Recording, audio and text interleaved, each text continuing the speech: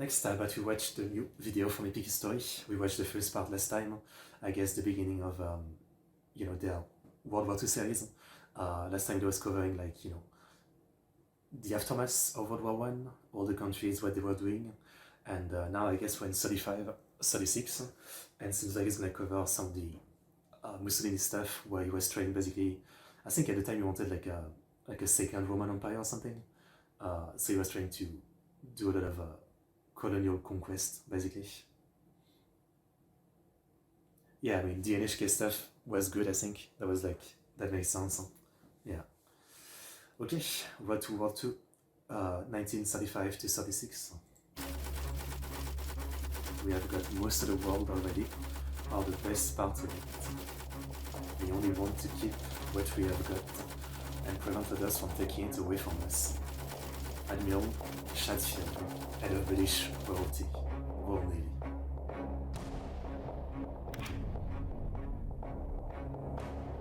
(1935). Adolf Hitler now wields unchecked power in Germany. His hostility to the World War I peace settlement is well known. How far he will go to tear up the existing order is yet to be seen. The year begins with a public relations triumph for Nazi Germany in the Saarland. This coal-rich German region had been under League of Nations control since the end of the war, but now votes overwhelmingly to rejoin Germany. Wow. In March, Nazi aviation chief Hermann Goering officially confirms an open secret. Germany is rebuilding its air force in defiance of the Versailles Treaty. The guy was a World War I pilot. 2 weeks later, Hitler flouts the treaty again, announcing the reintroduction of military conscription.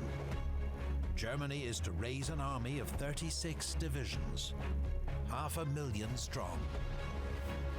Just 500,000 when you know that they're gonna have they have 3 million men or something when they invade Russia. So it's crazy the scale of escalation. 3 months later, the Kriegsmarine launches a new U-boat, yet another breach of the Versailles Treaty. So far, Britain has sought fresh diplomatic agreements with Germany's new government. Its politicians hope that in exchange for some concessions, Hitler may agree to limit German rearmament and even rejoin the League of Nations. But in both Britain and France, there is now increasing alarm about the scale of Hitler's ambition. For Europe, the dilemma is whether Hitler's goals can be accommodated peacefully through diplomacy, or if a more forceful policy based on military deterrence and containment is required. This issue will divide politicians in both France and Britain, between appeasers and hawks. Yeah, Churchill didn't want the appeasement. I mean, people say it's insight is always 2020, right? We all know today how much of a mistake it was to try to appease the situation rather than try to take care of it early. I mean, and there's a lot of reason. People were still fucked up from World War I and they just didn't want to risk it. There was a lot of reason, but we know now in the future that they should have acted early on. I mean, as early as the early 30s maybe. But again, hindsight is 2020, so it's easy to say that now. However, are in the middle, we know. Seeking to combine elements of deterrence and diplomacy. But any approach depends on coordinated action by Germany's neighbours. So that April, British, French and Italian leaders meet at the Piedmont resort of Stresa. They resolve to act together to oppose any further German violation of the Versailles Treaty. In particular, they will act jointly to preserve Europe's borders and the independence of Austria, which Hitler is known to have his eye on. The Stresa Front seems to offer the hope of concerted European action to keep Hitler in check.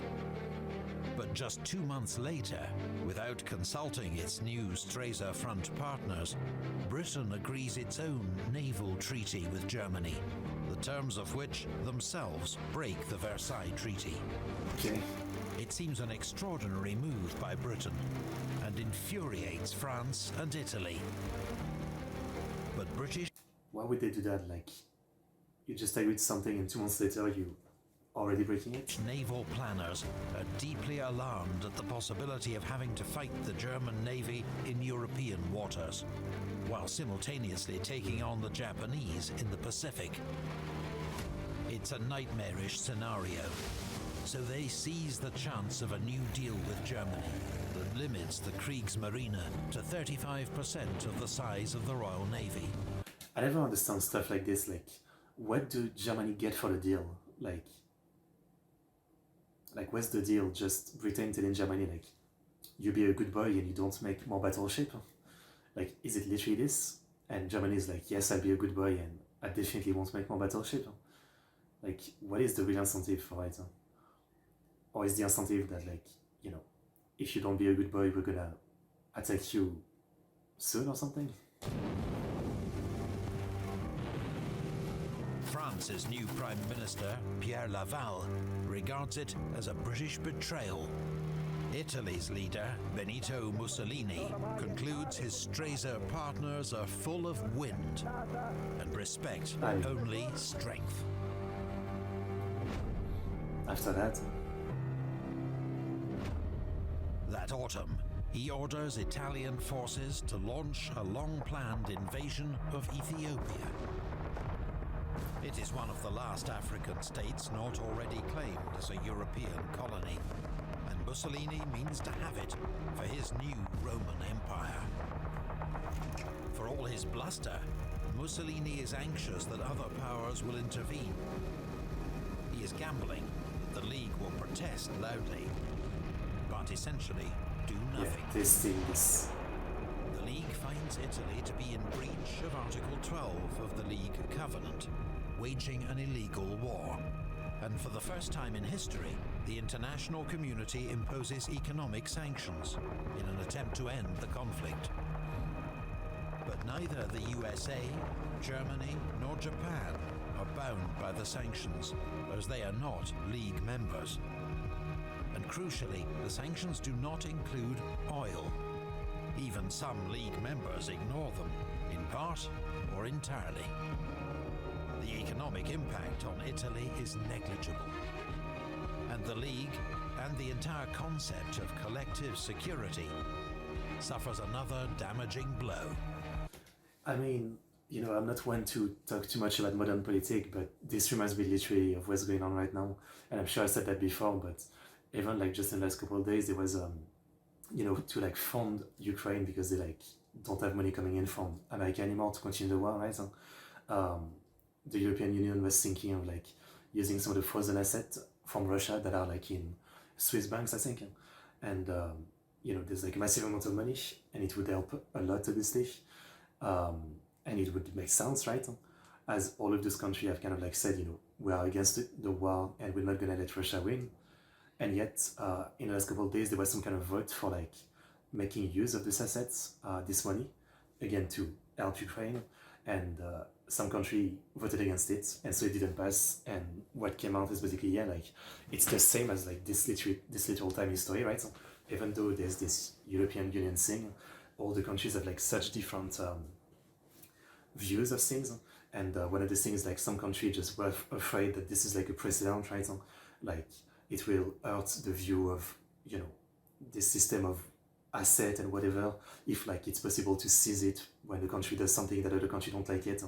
And you know, there's some logic to it, and at the same time it's like it just shows that like all this kind of alliance of countries really just, it's more like smoke and mirrors than anything practical, right?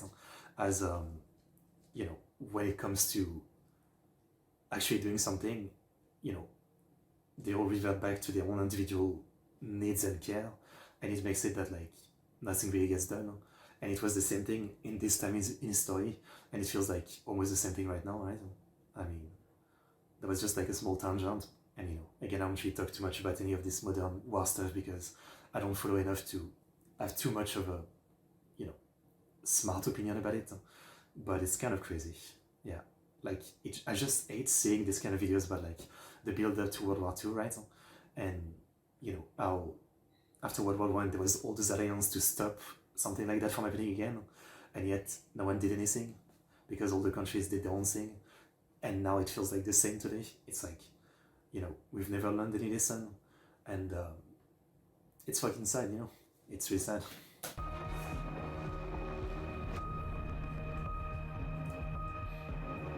In Germany, Hitler is delighted by the collapse of the Stresa Front and the humiliation of the League. Of course.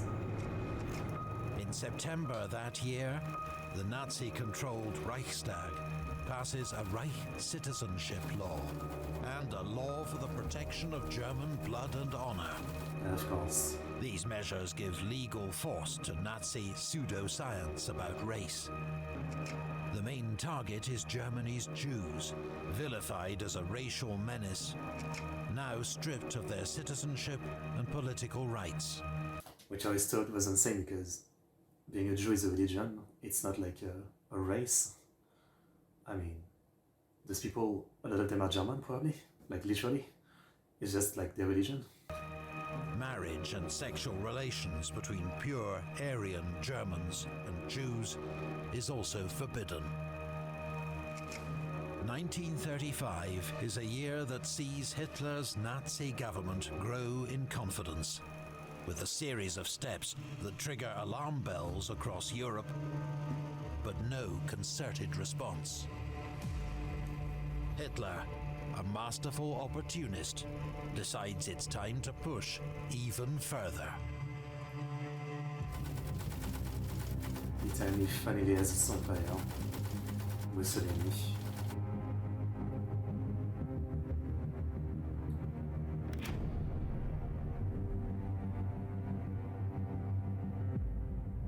As Italy, Japan, and Germany take steps towards building their new empires, the biggest of all, the British Empire, faces a mounting struggle to maintain order. In India especially. Britain rules Palestine as a League mandate held in trust, with the supposed aim of preparing the territory for independence. In reality, it is treated much like a British colony. Here, in April, a general strike by Arabs marks the beginning of a 3-year revolt against British rule. Arabs clash with British soldiers and police, and the growing number of Jewish settlers. The violence leaves thousands dead, injured, or in jail. More stuff that feels relevant In today. Egypt, the British agree to end 5 decades of colonial occupation.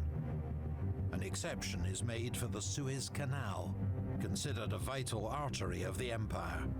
Epic History has a great video about the Suez Canal incident from a few decades later. Which the British will I recommend continue it. to garrison.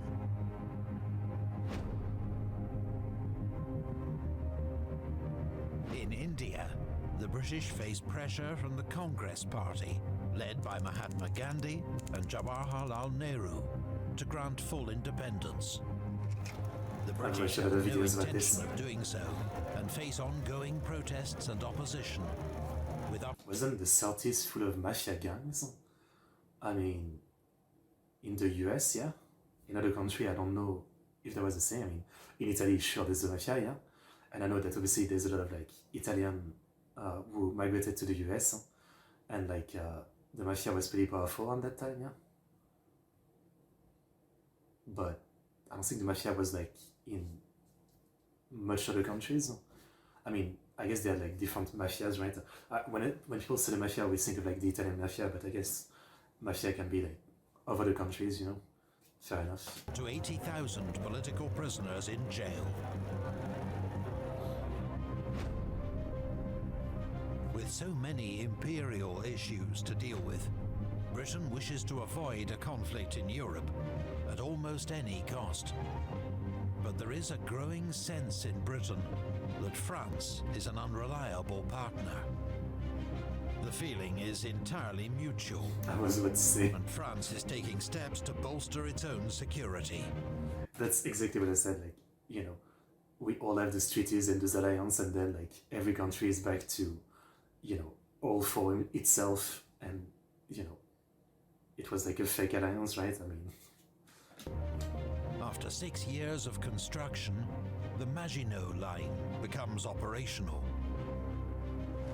This state-of-the-art chain of fortifications is between 12 and 16 miles in depth, with 142 forts, around 5,000 blockhouses, and in some sections is served by an underground railway. In theory, France's eastern border is now impregnable to any direct German attack. But the line does not extend to the Ardennes frontier, which is a the point, forested right? region thought to be unsuited to modern warfare. And the emphasis on fortifications. Like I've read different things about this. Like obviously it's only like a small, well, it's only like a portion of the border, right? So it's not like the wall of China or something. Otherwise it would be literally like the wall length, right? But I've read that the point was that, you know, to force them to go around, and so you know where they're gonna go. But they didn't think that they would go to the Ardennes forest part, because, you know, it's kind of like a crazy forest. So like the idea was, yeah, like the point was never to stop them with the line, the Maginot Line, but to make them go around. But I think they just went somewhere that wasn't expected, basically. And a defensive mindset has its critics. Among them, a young staff officer, Lieutenant Colonel Charles de Gaulle, who argues the vast sums involved would be better spent on mechanization of the French army.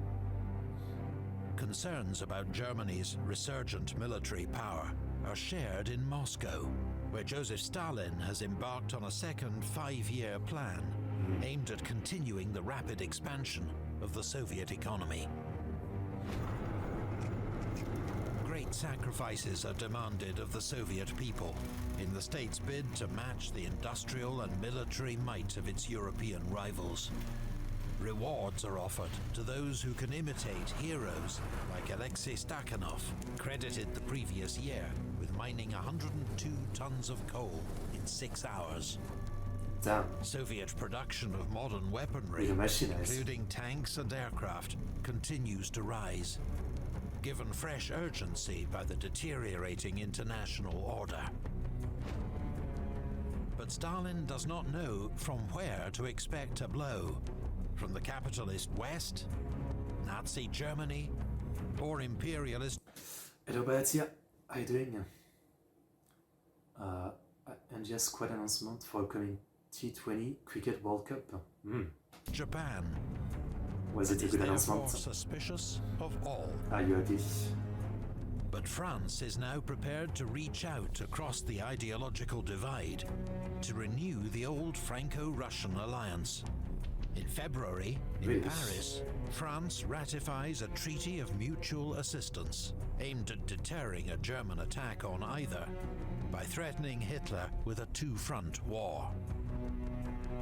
In truth, the treaty is toothless. Like all the treaties. No clause actually establishes military collaboration between France and the Soviets. Yet Hitler quickly claims it is a plan to encircle Germany. He is emboldened by the weak international response to Italy's invasion of Ethiopia. And now, citing the Franco-Soviet treaty as provocation, he orders German troops to cross the River Rhine and remilitarize the Rhineland. Though part of Germany, the Versailles Treaty and the Locarno Pact stipulated that this region was to remain demilitarized, free of German troops and fortifications, as a security guarantee for France. Hitler's fresh breach of both treaties creates another international crisis. Which will have no But it soon emerges that neither Britain nor France are willing to risk another war with Germany over the Rhineland. Their armed forces are unprepared, The public mood in both countries is firmly anti-war. Which again, like, as I was saying earlier, and I always say about this, if I was like, born at that time, I would be the same, right? Like, I would see all the people still maimed and destroyed physically and mentally from like World War One, right? I would be the same. I would be like, anything but war, right? Even though, in the news there would always be stuff about like Hitler like doing crazier stuff and building his army. I would probably be part of the people that says like no more war, you know what I mean? Again, it's like today we know that that's a stupid thing because we know what happened, but back then, yeah, you can't really, I always say, but you can't really blame anyone for like just not wanting to do it again, right?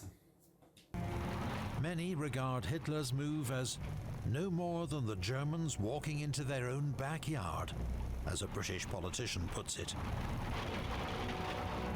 It later emerges that German generals and Hitler himself were deeply worried that the French army would intervene. The German army remains weak. Their troops would have had to retreat. But Hitler has gambled and won. And while his popularity in Germany soars, France and Britain are made to look weak and unreliable once more. Doesn't India win all the time though at cricket? I mean, aren't you guys like the most dominant, obviously? Or do the country win sometime? Meanwhile, in Africa, the Italian conquest of Ethiopia has been unexpectedly hard-going, given the Italians' massive advantage in military hardware and liberal use of mustard gas. Finally, in March, they win a decisive victory at Machu. Ethiopian military resistance collapses, and 5 weeks later, Italian troops occupy the capital, Addis Ababa. The King of Italy, Victor Emmanuel III, is proclaimed Emperor of Ethiopia. Okay, so there was Mussolini as dictator and there was still a king. I'm surprised. I thought he would like not like anybody else with any kind of like big title next to him or something. Italy's new conquest is united with existing colonies to form Italian East Africa. Ethiopia's former ruler, Emperor Haile Selassie, escapes into exile. I'm proud. In May, he travels to Geneva to address the League of Nations, where he passionately denounces the Italian invasion and use of chemical weapons. God and history will remember your judgment, he warns. The League not only fails to condemn Italy's actions, within 2 months, it has removed all sanctions. Really?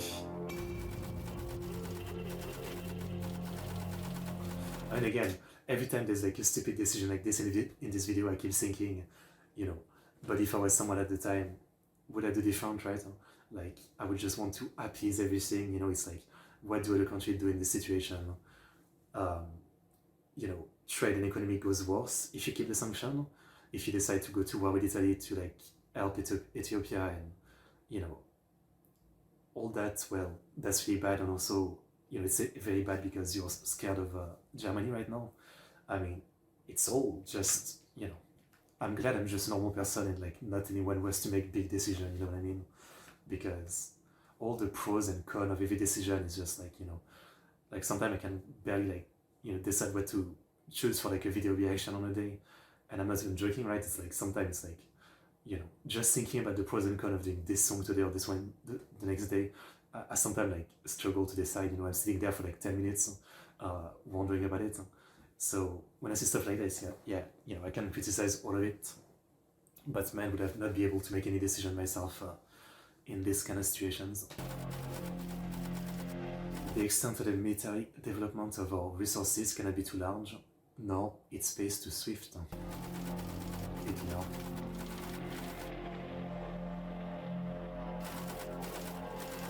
A 4-year plan.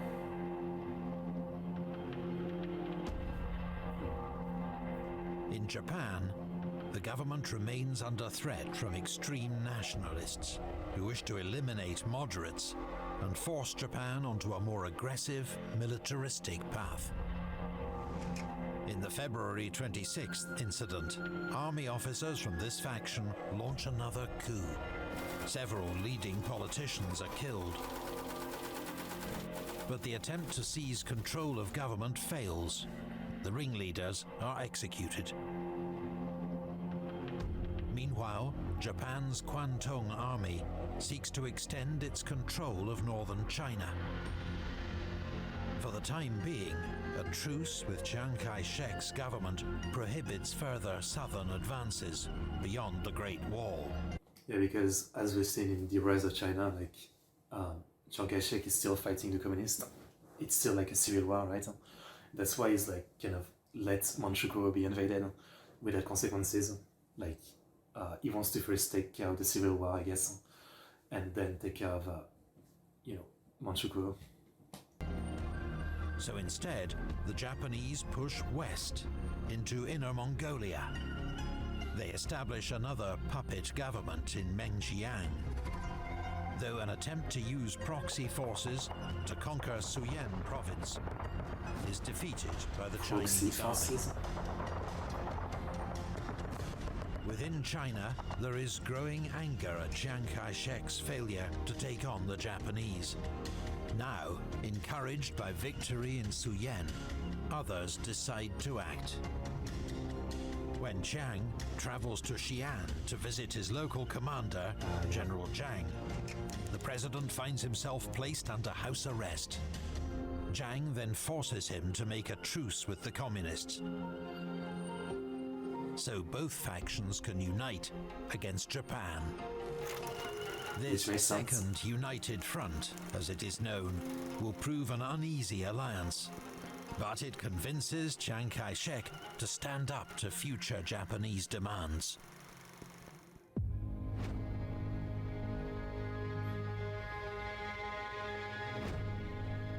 In Europe, the economic stress of the 1930s continues to drive political polarization and division.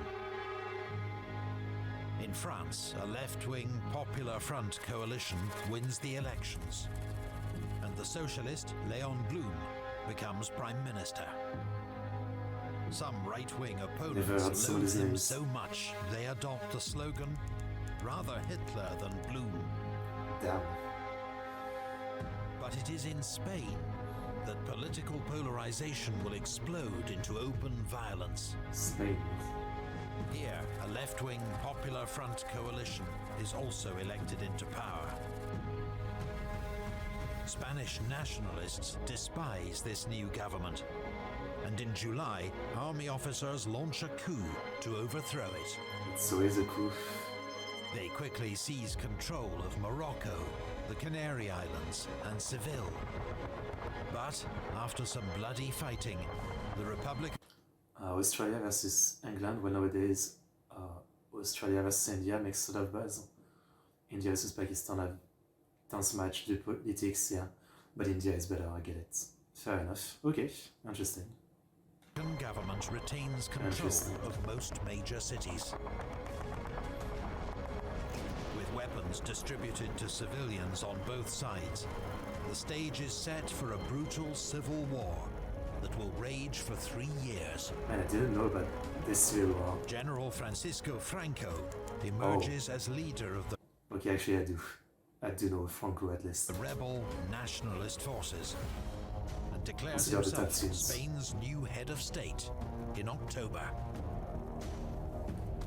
Other nations publicly agree not to intervene in Spain's civil war, but the Soviet Union is soon supplying the Republican side with weapons and advisors. Fascist Italy sends troops, black shirt militia, and aircraft to support Franco's rebels. No, Hitler sends air units to assist Franco, known as the Condor Legion. This support will be a contributory factor as the war gradually swings in Franco's favor. I mean, he's getting a shit ton of ammo.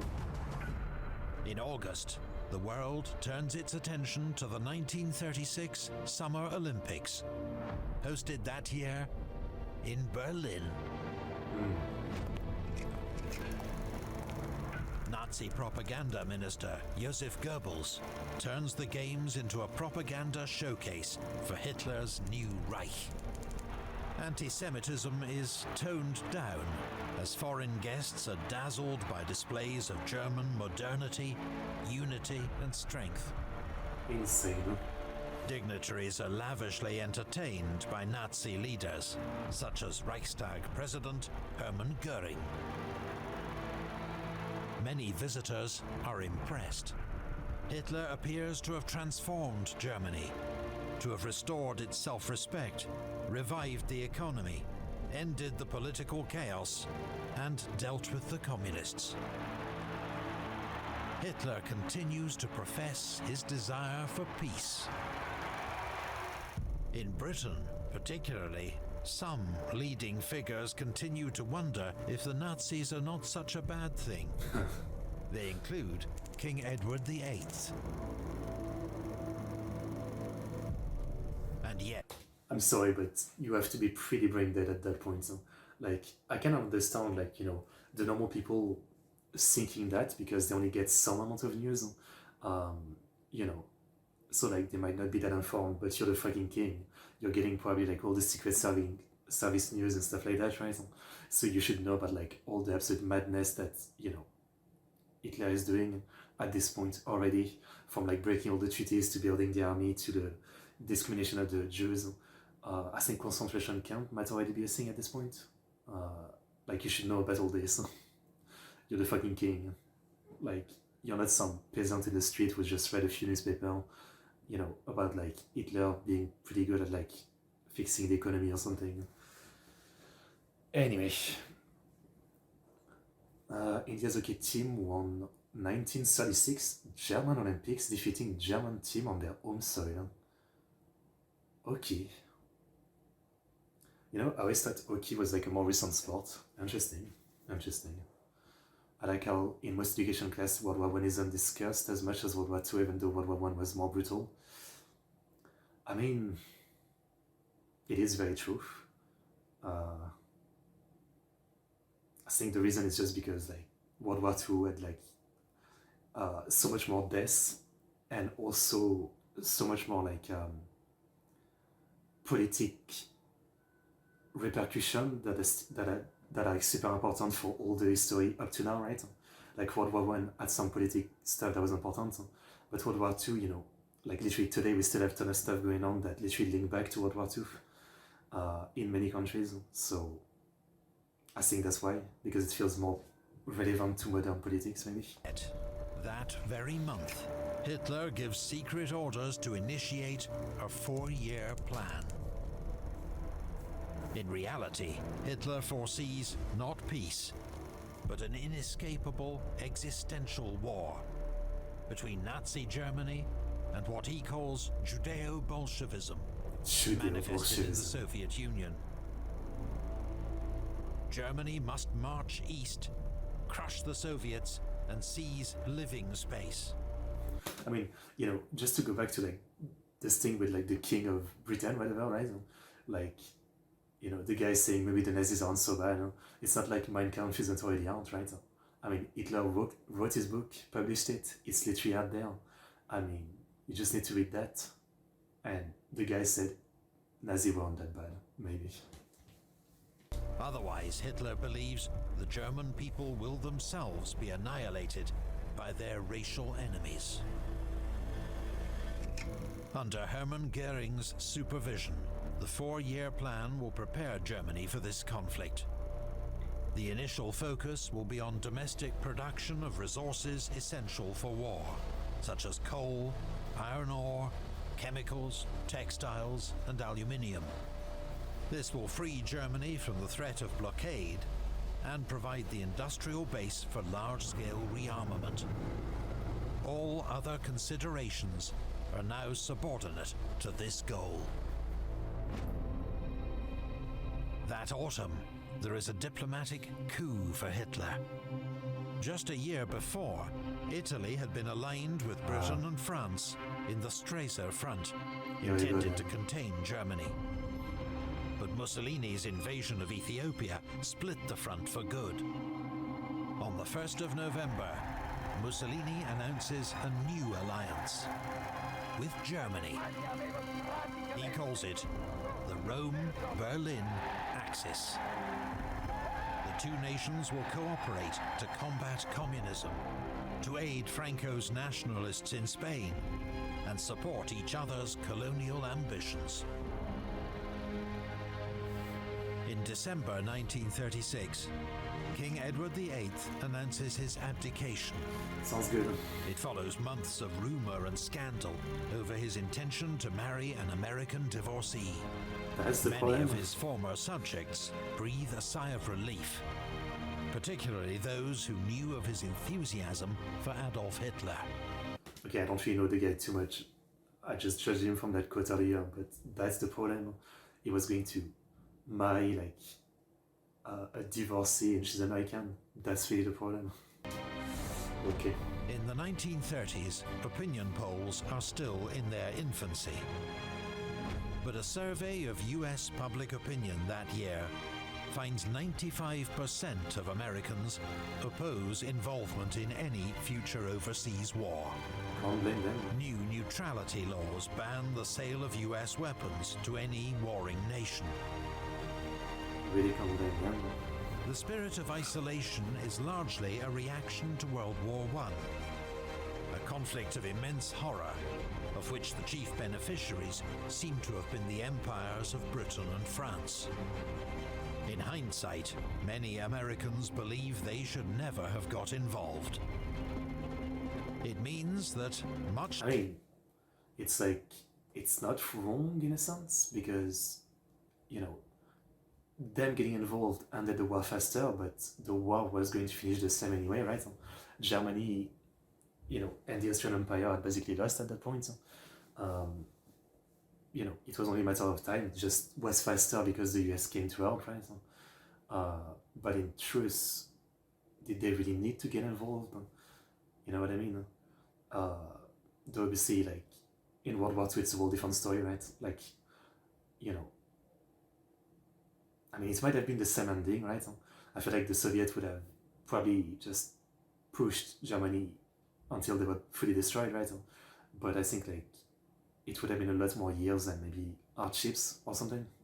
So the US getting involved make a lot more sense in 2 than 1, I guess. Or am I missing something important? Like Britain and France, this great power will also be a mere spectator. As abroad, new threats gather confidence and power. 8 Olympic gold medal. The 1930s saw the rise of powerful modern dictators in Italy, Germany, the Soviet Union, and nationalist China. They harnessed mass media for propaganda and indoctrination, empowered secret police forces, and disappeared their political enemies. And ever since, there have been those who seek to emulate their misdeeds, with varying levels of competence and success. If you want to find out about some really bizarre and brutal despots... Yeah, this is I think like an ad for Nebula. Good sponsor as always. I think Nebula seems pretty cool. Okay, well, another great video from you know, Epic History. I learned quite a bit, even though I already knew quite a bit of this. I still learned quite a bit more that I didn't know. I don't know why, but yeah, I don't really know much about the Spain Civil War, to be honest. I know about Franco, but, you know, like, he's a terrible dictator and just absolutely terrible, right? But I guess I didn't really know that he came to power from, like, the Spanish Civil War, and that he was heavily supported by, like, other nations. As always, there's just too much to know in world history, right? It's kind of insane. It's kind of insane. You know, I saw something recently where, like, on Reddit there was a post talking about, like, in all of recorded history, you know, since, like, people started recording history in writings and stuff like that, so a couple thousand years, there's not been a single years where there was no conflict. And obviously there's been, like, some years where, like, it was a smaller conflict, like a small civil war or something, right?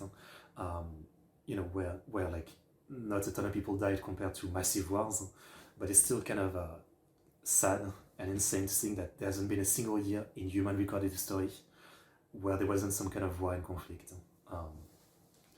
It's the kind of thing that I never really thought about before, but it's just kind of